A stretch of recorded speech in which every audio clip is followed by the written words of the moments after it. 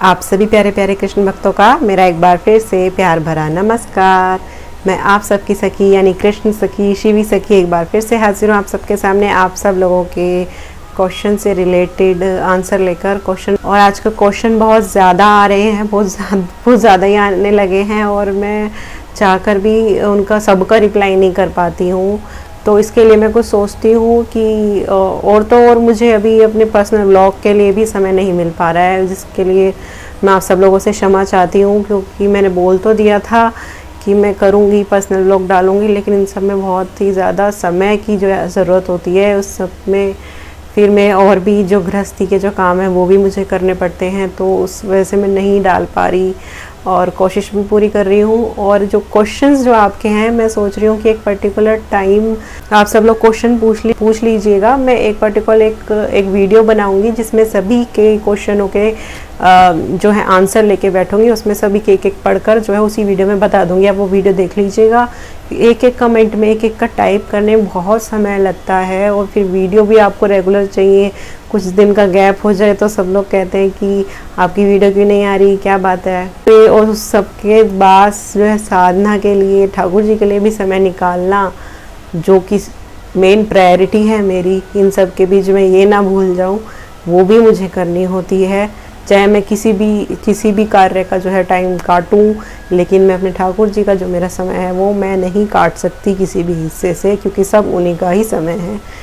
तो इस बारे में मैं आप सब लोगों से क्षमा चाहती हूँ। और आपके जो भी प्रश्न हैं आप एक बार लिख लीजिए, मैं आप एक वीडियो बनाऊंगी पूरे क्वेश्चन आंसर से रिलेटेड, उसमें आप सबके उत्तर जो है बारी बारी से दूंगी। हो सकता है किसी एक का प्रश्न सबका उसी में मिल जाए, तो कई बार ऐसा भी होता है एक क्वेश्चन कई लोगों का क्वेश्चन होता है तो एक उत्तर बताने से सबके उत्तर मिल जाते हैं। ठीक है, मैं वीडियो लेके आऊँगी क्वेश्चन एंड आंसर के नाम से, वो आप देख लेना। पहले आप लोग डाल लीजिए क्वेश्चन जितने डालने हैं, फिर मैं उसकी वीडियो बनाऊंगी। ओके, आज मैं बात करने वाली हूँ जो लोग गुरु को लेकर थोड़ा असमंजस में रहते हैं, जिन्होंने अभी तक गुरु नहीं बनाए हैं, और जो कहते हैं कि जब गोविंद हैं तो गुरु की क्या ज़रूरत, और जब गोविंद ही सब समर्थवान है, सब शक्तिशाली हैं, भगवान है, ईश्वर है, उनसे बड़ा कौन हो सकता है, गुरु की क्या आवश्यकता, किस भगवान से मिलाने के लिए किसी गुरु की क्या आवश्यकता, कोई गुरु नहीं है, कोई गुरु की आवश्यकता नहीं होती, जो है सब गोविंद ही हैं, भगवान ही हैं। गोविंद से मिलाने के लिए किसी भी गुरु की जो आवश्यकता नहीं होती है, उनसे बड़ी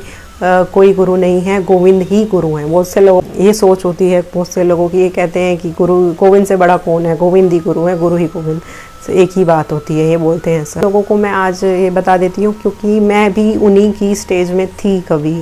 हाँ जी, जब क्योंकि ये एक स्तर होते हैं भक्ति के, शुरू में ये कोई गलत नहीं है मैं आप लोगों की कि आप गलत हो, ये एक स्टेज होती है भक्ति की। जब हम चढ़ते हैं तो ये विचार आने मन में स्वाभाविक है, क्योंकि हमारी मन के जो कई जन्मों के जो संस्कार हैं वो धीरे धीरे ही जाते हैं, एकदम से नहीं जाते हैं। तो ये आना मन में स्वाभाविक है कि कोई साधारण मनुष्य जो है क्या भगवान से मिलाने में कौन सी इतना बड़ा रोल निभाता है। तो ये माइंड में आते हैं कि सब भगवान ही सबसे बड़े हैं। तो मेरे माइंड में भी पहले था, और मेरी भी एक स्टेज थी, कौन गुरु, कैसे गुरु, कोई भगवान से बड़ा कौन हो सकता है, भगवान है हमारे हैं, जब उनसे हमने रिश्ता जोड़ लिया तो फिर किसी गुरु की क्या ज़रूरत, उनसे मिलाने के लिए किसी बिचौलिए की क्या ज़रूरत, बहुत से लोग बोलते हैं। मेरी भी यही सोच थी, लेकिन जो भगवान है ना, धीरे धीरे अपने भक्तों के अंदर किसी भी तरीके अज्ञान, कोई प्रश्न या कोई भी कन्फ्यूजन और अभिमान, ये सारी चीज़ें कभी नहीं छोड़ते अपने भक्त के अंदर। उनको पसंद ही नहीं है कि उसके अंदर थोड़ा सा भी कोई अभिमान बचे, या थोड़ा सा कोई भी उसके अंदर जो प्रश्न हो, जिसमें वो कंफ्यूज हो, वो उसको इस तरीके से समझाते हैं कि वो ऐसा समझता है कि फिर उसको किसी से पूछने की ज़रूरत ही नहीं पड़ती। गोविंद गुरु हैं सबसे बड़े, वो हैं हमारे अंदर से, क्योंकि वो हमारे अंदर से इस तरीके से समझाते हैं जो बाहर से नहीं समझाया जा सकता, इसलिए कहा जाता है। लेकिन जो गुरु का जो रोल है वो मैंने अपनी लाइफ में देखा कि बहुत बड़ा होता है, बहुत बड़ा। गुरु को हम साधारण मनुष्य हम देख सकते हैं, हम देखते हैं उसका स्थूल शरीर, गुरु का, गुरुदेव का हम स्थूल शरीर देखते हैं कि तो साधारण मनुष्य है, लेकिन नहीं, ऐसा नहीं है। गुरु भी क्योंकि वो भगवत प्राप्त होते हैं, और वो गुरु भी ईश्वर की ही तरह, ठाकुर जी की तरह, यानी गोविंद की ही तरह सब व्यापक हो जाते हैं। उनको साधारण मान लेना, क्योंकि भगवत प्राप्त मतलब क्या है, भगवत प्राप्त मतलब जो भगवान को प्राप्त हो चुका, उनके जैसा हो चुका, उनके जैसा बन चुका। तो उनमें भेद करना, उनको किसी साधारण मनुष्य मान लेना, ये गलत सोच है, अपराध है। अपराध भी कहेंगे तो ऐसा कुछ नहीं, क्योंकि समय के हिसाब से आपको बता देंगे, भगवान समझा देंगे ये चीज़। और अगर आपको अभी तक भी ये चीज़ पर आप नहीं आए हैं, आप टिके हुए हैं इसी पर कि नहीं गोविंद ही गुरु हैं, तो यकीन मानिए आप चाहे इस पर टिके रहें और आप सोचते हैं कि मैं इसी चीज़ से आगे बढ़ जाऊंगा और इसी चीज़ से मुझे बिना गुरु के ही गोविंद मिल जाएंगे, तो ऐसा कभी नहीं होने वाला है। चाहे आपको कहीं अगला जन्म लेना पड़े, फिर इस स्टेज से शुरू करो, फिर और जन्म लेना, तब भी ना समझो। लेकिन जब तक आप समझोगे नहीं, जब तक आप गुरु को एक्सेप्ट नहीं करोगे, अपना अभिमान को त्याग करके उनकी शरणागति ग्रहण नहीं करोगे, गुरु की शरणागति नहीं ग्रहण करोगे, उनके अनुसार उनकी आज्ञा पालन नहीं करोगे। आज्ञा पालन का मतलब यही होता है कि अभिमान शून्य होना। वो इंसान कभी भी किसी की आज्ञा नहीं मान सकता जिसके अंदर अभी तक अभिमान शेष है। ध्यान करना कभी इस बात पर। तो जब आप गुरु की आज्ञा मानते हैं, अपने को मिटाकर उनको समर्पित करते हैं कि अब आप जो कहेंगे मैं वो करूँगा, तो एक समर्पण का भाव आता है, एक अभिमान शून्यता आती है, अभिमान रहित हो जाते हैं आप, एक समर्पणता आती है जो कि भक्ति में बहुत बहुत ज़रूरी है। इसलिए भगवान पहले गुरु के पास भेजते हैं। कभी भी इतिहास में कहीं नहीं देख लो, किसी भी भक्त का चरित्र देख लो, ऐसा कोई भी भक्त नहीं है जिसको जो है भगवान बिना गुरु के ही मिल गए। अगर आप भी अभी इसी बात पर टिके हैं कि गोविंद से बड़ा कोई नहीं है, वही गुरु हैं, वही गुरु हैं, टिके रहिए। कोई बात नहीं, मत मानिए आपकी हट है या जिद है या आपकी सोच है या किसी पूर्वजन्म के संस्कारों की वजह से आपकी ऐसी सोच है, तो आप रुके रहिए। आपको अभी टाइम लग सकता है, लेकिन अगर आपको टाइम नहीं लगाना है तो बिना सोचे समझे अपना अभिमान त्याग करके अपना समर्पण भाव से गुरु को स्वीकार कर लीजिए। और जो संतों ने कहा है उस बात को स्वीकार लीजिए, खुद गोविंद ने जो कहा है उस बात को स्वीकार करिए। जो बड़े बड़े भक्त रहे हैं उनकी बात स्वीकार कीजिए। उन्होंने कहा है कि गुरु के बिना भगवान प्राप्त हो ही नहीं सकते हैं, तो फिर आप उन बड़े भक्तों से थोड़ी ना आप भक्त हो गए हैं।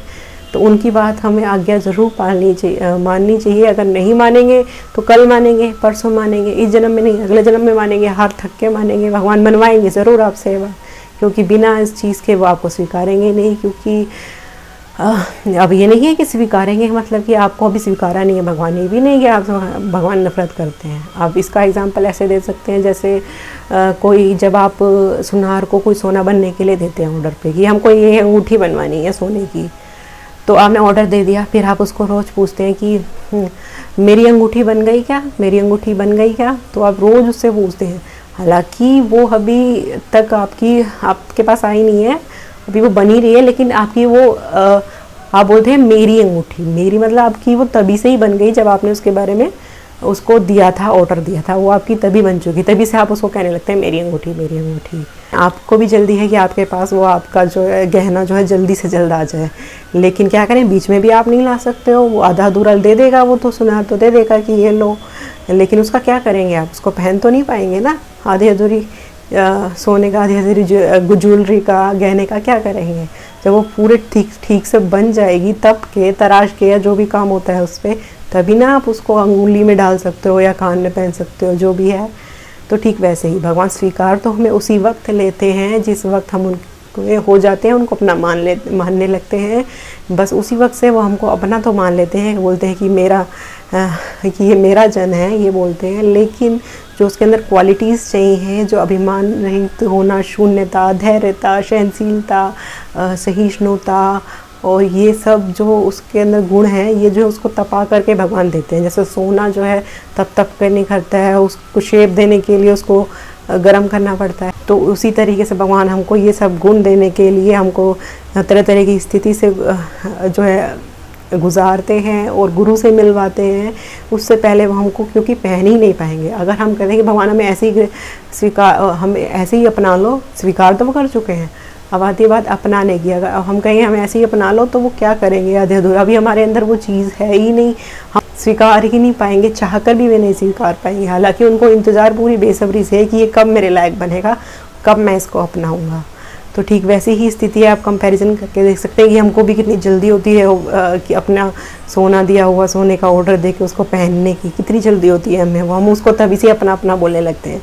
ठीक वैसे ही हमारे भगवान श्री ठाकुर जी की स्थिति होती है कि मैं कब इसको अपने पास बुलाऊंगा, कब मैं इसको ग्रहण करूंगा, कब मैं इसको अपने पास बुलाऊंगा। वे भी हमसे ज़्यादा बेचैन रहते हैं। सुनार मतलब कि सुनार रूपी जो है गुरु यहाँ पर दर्शाया गया है। सोना जो है हमें दर्शाया गया है, जो सोना है वो हम हैं, और जो ग्राहक है जो सोने का ऑर्डर दे के गया है वो है भगवान। अब आप अपने आप को रिलेट कर लीजिए।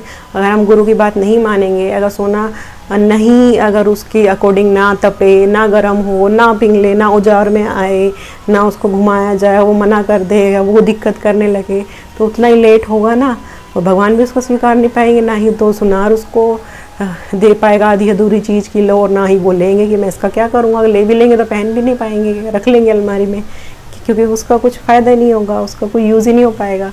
तो अब समझदारी इसी में ही है, टाइम बचत इसी में ही है। कितने जन्म हमने ऐसे गवा दिए, और समय और व्यर्थ ना हो, सीधे की सीधा अपना अभिमान, अपनी बुद्धि त्याग कर हाथ खड़े करके गुरु को समर्पित हो जाओ। अभिमान रहित होकर एकदम हाथ खड़े कर अभी के अभी उनके शरणागत हो जाओ। उनकी आज्ञा का पालन करके आप जल्दी से, तेजी से अब अपने लक्ष्य तक पहुंच जाओगे। अगर आप ही देरी करोगे तो आप ही का ही नुकसान है, और देर लगेगी, सुनार तो और देर करेगा। जितनी जल्दी उसके कहे गए अनुसार जो ढल सकते हो ढल जाओ। जो वो जैसे तपा रहा है, जो भी औजार आपको लगा रहा है, जो भी कुछ कह रहे हैं गुरु, उनकी बातें मानो कि जल्दी से जल्दी फिर आप उनको, अपने गोविंद को, अपने ठाकुर जी को अर्पित हो जाओगे। ठीक है। गुरु के बारे में जो लोग कन्फ्यूजन रखते हैं वो ये वीडियो ज़रूर देखें कि गुरु गोविंद ही गुरु हैं, गोविंद से बड़ा कौन है, गोविंद ही खुद गुरु हैं, भगवान ही खुद गुरु होते हैं। तो ठीक है, गुरु के बारे में और कोई कन्फ्यूजन हो और भी कोई डाउट हो तो आप मुझसे पूछ सकते हैं नीचे। मैं अब एक क्वेश्चन आंसर का अलग से वीडियो लेकर आऊँगी, क्योंकि हर एक क्वेश्चन का कमेंट का नीचे पर्सनली टाइप करके उत्तर देना संभव नहीं हो पा रहा। अब तो बिल्कुल नहीं हो पा रहा, मैंने जहाँ तक कर सकती थी कर पा रही थी, लेकिन अब मैं आंसर ज़रूर दूंगी, लेकिन तरीका बदल जाएगा, वीडियो के थ्रू दूंगी। सारे क्वेश्चन आंसर एक बार ही लिख करके उन सब के उत्तर एक वीडियो में दूंगी। ठीक है। और कोई प्रश्न हो गुरु के बारे में या किसी और ठाकुर जी की भक्ति के बारे में लेकर ज़्यादा, ठीक है, तो वीडियो अच्छी लगती है लाइक करें और मेरे चैनल को सब्सक्राइब ज़रूर कर लें, क्योंकि मैं ऐसी वीडियोस ठाकुर जी से रिलेटेड, उनसे भक्ति से रिलेटेड, उनके प्रेम भाव से रिलेटेड सब वीडियो बनाती रहती हूँ। समय समय पर आपको सभी वीडियोस मिलती रहें, उसके लिए मेरे चैनल को सब्सक्राइब करना बिल्कुल ना भूलें और नोटिफिकेशन बेल भी बजा दें। और अगर आपको वीडियो मेरी अच्छी लगती है, लगता है कि सबको दे और भी लोगों को मिलनी चाहिए, तो वीडियो ज़्यादा से ज़्यादा शेयर कीजिए लोगों में जितना हो सकता है। ठीक है। और अब मुझे आज्ञा दीजिए, मैं चलती हूँ। हरे कृष्णा।